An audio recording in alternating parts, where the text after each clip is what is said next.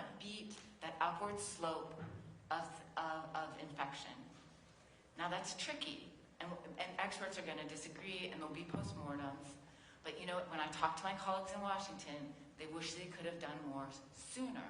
And so we're learning from Italy, we're learning from some of the data we're seeing around the world. Interestingly, kids are getting infected. There's one study, I just want to mention this, Japan, because of the Princess cruise ship, that was the one place they actually tested kids, and they found that there are amplifiers. They get infected just as much. They don't get as sick, but they do, and that's why schools and the nasty stuff you were mentioning are important. Now, you can also go too soon, you know, and so it's a delicate balance, because if you go too soon, you exhaust people of doing these measures, and you fatigue folks. But the truth is, we are at that point, from all indications we're seeing, where we're on an upward slope enough that we know, and with the lack of PP and other things we're taking into account, that moving now is disruptive. It's going to be disruptive because we're going to get there anyways. And the sooner you go, and if you do them together, that's the impact we're after. And we hope we do this well. We hope, again, we hope we mitigate this and we see that drop. Whatever we do will help at this point, and that is what we're doing. Now, very quickly, this is my complex study of predictive analysis, the kind you do on a piece of paper.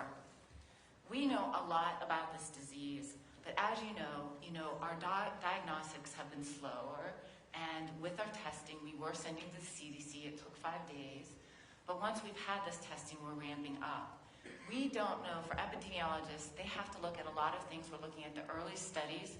We're making best guesses. We're talking to the experts who made the model. We're talking to our CDC colleagues.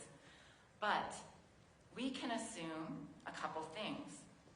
We can assume, from what we've been hearing, that there's a peak of maybe 40, in some circles, to 70%.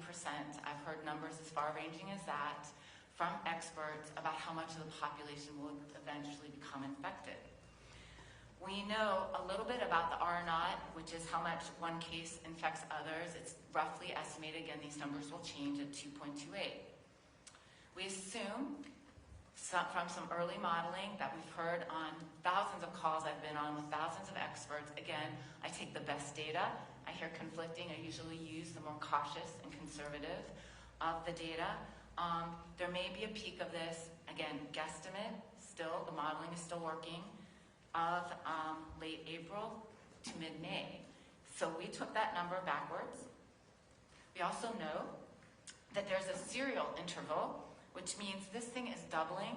I've heard as little as 5 days and as much as 7 days. So 5 to 7 days, we're taking 6. So we have guesstimated a peak, and we went to mid-April. We said 60% infection. We worked our way back by the weeks, and we came back to what would 1% be. We roughly guesstimated March 9th. And our population, I have 11.7 million Ohioans as my patients, and we said, we know we have community spread. The data that comes out today will clearly show that these cases don't have a connection to anything we can point them to.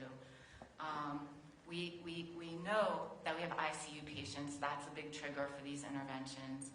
We do not have a death yet. We know deaths often lag hospitalizations by 3 to 6 weeks. So even in South Korea, even in Italy, a lot of the data is still behind.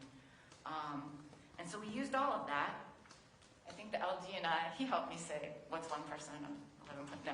But, so we, we are saying, I'm not saying there are absolutely, for certain, 100,000